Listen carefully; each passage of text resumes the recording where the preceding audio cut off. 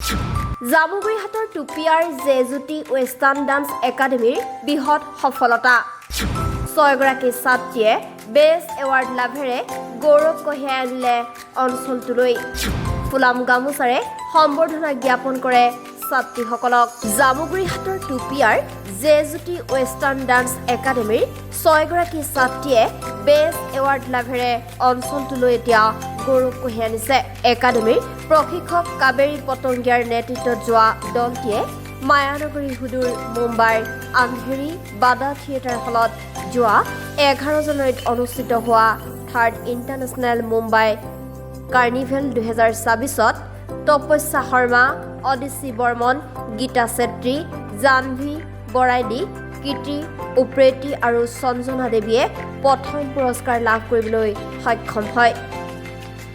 এই বৃহৎ সফলতা অৰ্জন কৰা টুপিয়াৰ জেজুতি ৱেষ্টাৰ্ণ ডান্স একাডেমীৰ ছাত্ৰীসকলৰ লগতে প্ৰশিক্ষকক বিভিন্ন অনুষ্ঠান প্ৰতিষ্ঠানে একোখনকৈ ফুলাম গামোচাৰে সম্বৰ্ধনা জ্ঞাপন কৰে। এই সম্বৰ্ধনা অনুষ্ঠানটিত অংশগ্ৰহণ কৰে সমাজকৰ্মী প্ৰদীপ বৰুৱা, সঞ্জয় শৰ্মা, মুকুল পটংগিয়াকে ধৰি বিশিষ্ট ব্যক্তিসকলে। উক্ত ডান্স একাডেমীখনৰ যোগেদি নিজক প্ৰতিষ্ঠিত কৰি অনাগত দিনত আৰু অধিক আগুৱাই যাবলৈ সুদিহা পৰামৰ্শৰে তত্ত্বগধুৰ মন্তব্য আগবঢ়ায় যুৱ সমাজকৰ্মী সঞ্জয় শৰ্মাই। আজি মোক বহুত ভাল লাগিছে কাৰণ ইমান ডাঙৰ মঞ্চত গৈ মই ডান্স কৰি আহিবলৈ সক্ষম হৈছোঁ আৰু তাতো বেষ্ট প্ৰাইজ পাইছোঁ। মোৰ আশাৰ পৰা বাহিৰৰ মানে এইটো। আৰু মোক চবতকৈ বেছি ছাপোৰ্ট কৰিছে মেম, তাৰপাছত মোৰ গাৰ্জেন, আৰু সেইটোৱে ইমান ছাপোৰ্ট পাই আজি ইমান আগবাঢ়িবলৈ সক্ষম হৈছোঁ। ভাবিছোঁ অনাগত দিনত আৰু আগবাঢ়িবলৈ সক্ষম হ'ম আৰু চেষ্টা চলাম। যেহেতু দুবাইলৈ তুমি নিৰ্বাচিত হৈছা, কেনেকুৱা ধৰণে যেতিয়া তুমি প্ৰেক্টিচ কৰিবা? এতিয়াতো আৰু ডুবাইৰ কাৰণে বহুতখিনিয়ে কৰিব লাগিব কাৰণ মুম্বাইৰ কাৰণে আমাৰ হঠাতে 10 দিন আগৰ পৰা প্ৰেক্টিচ চলাইছোঁ আৰু বহুত কষ্ট কৰিছোঁ, দিন ৰাতি আহি নাচিছোঁ।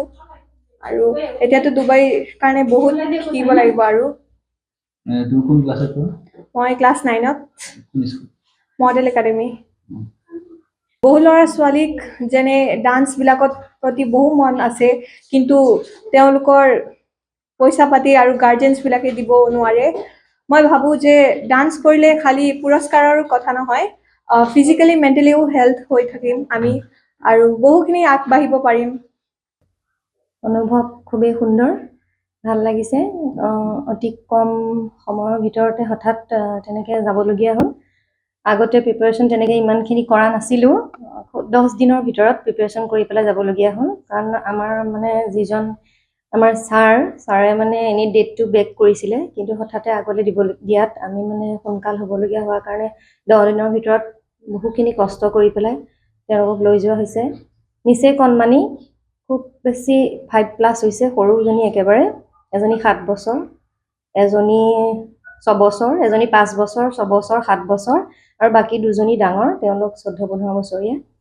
গতিকে সৰুখিনিক শিকাওঁতে ঢেৰ কষ্ট হৈছে, অশেষ কষ্ট। তেওঁলোকেও কষ্ট কৰিছে, ময়ো কষ্ট কৰিছোঁ।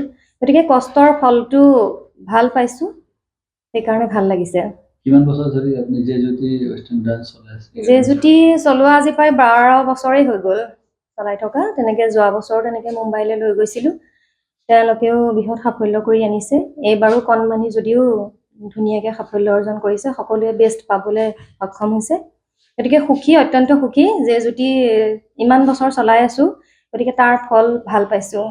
যিহেতু ইণ্টাৰনেশ্যনেল লেভেলত হৈছিলে, ক'ত দেশত অংশগ্ৰহণ কৰিছে? এয়া আমাৰ গোটেই হ'ল জিলা গৈছিল, প্ৰায় 180জন ষ্টুডেণ্ট আছিলে। তাৰে ভিতৰত 45জন বেষ্ট লাভ কৰিছে, তাৰে ভিতৰত আমাৰ 6গৰাকী। আপোনাৰ 6গৰাকী গৈছে? হয়। এই মুহূৰ্তত কি ক'ব তেওঁলোক আগুৱাই নিবৰ ক্ষেত্ৰত? ইতিমধ্যে এতিয়া তেওঁলোকে বাহিৰলৈ নিৰ্বাচিত হৈছে। হয়, তেওঁলোকে প্ৰস্তুতি কেনেধৰণৰ চলাব? মুম্বাইত হেৰি কৰাৰ পিছত এতিয়া ডুবাই কাৰ্নিভেলৰ কাৰণে চিলেক্ট কৰা হৈছে। ডুবাই কাৰ্নিভেলত যথেষ্টখিনি কষ্ট কৰিব লাগিব যাবলৈ হ'লে, পইচা পাতিৰ আৰ্থিক উপাৰ্জনৰ হ'ব লাগিব। গতিকে চাওঁ অনাগত দিনত কি হয়। পৰাপক্ষত যোৱাটো বিচাৰিছোঁ, যাওক ছাত্ৰ ছাত্ৰী গৈ পেলাই সুনাম কঢ়িয়াই আনক। আৰু যদি তেওঁলোকে তাত সুনাম কঢ়িয়াব পাৰে তেতিয়া ৰিডম ইভেণ্টছ প্ৰাইভেট লিমিটেড বলিউডৰ মুম্বাইৰ সেই কোম্পানীত তেওঁলোকে 1 বছৰ কাম কৰিবলৈ সুবিধা পাব। যিহেতু আপুনি বহুত দিন ঘৰতে আপোনাৰ কাৰ্যালয়খন বনাই প্ৰশিক্ষণ দি আছে, হয়, বা কেনেধৰণৰ সুবিধা পোৱা নাই বা কি আহ্বান জনাব? যদি তেনেকুৱা সুবিধা পায় আপুনি কিবা স্কুল তেনেকুৱা ডান্স স্কুল খোলাৰ কিবা পৰিকল্পনা কৰিছে নেকি? তেনেকৈতো বাহিৰত বৰ্তমান যাবলৈ পৰিকল্পনা কৰা নাই। মই ভাবিছোঁ মোৰ ষ্টুডেণ্ট যাওক, বাহিৰত গৈ পেলাই নাম হেৰি কৰি আনক। তেওঁলোকে নাম কঢ়িওৱা মানে মোৰ নাম হোৱা, গতিকে মই তেওঁলোকক মানে যিমান পাৰোঁ কষ্ট কৰিম বাহিৰত গৈ পেলাই যাতে সুনাম কঢ়িয়াব পাৰে। কেইগৰাকী আছে আপোনাৰ? এতিয়া কিমান বৰ্তমান জন এতিয়া শিক্ষাৰ্থী? 50ৰো অধিক আছে। 50? হয়, নদুৱাৰৰ নে আৰু বাহিৰত আছে? নদুৱাৰৰ আছে, বাহিৰত এনেকুৱা নাই। বৰ্তমান নদুৱাৰে শিকাই আছোঁ। ঠিক আছে, ধন্যবাদ।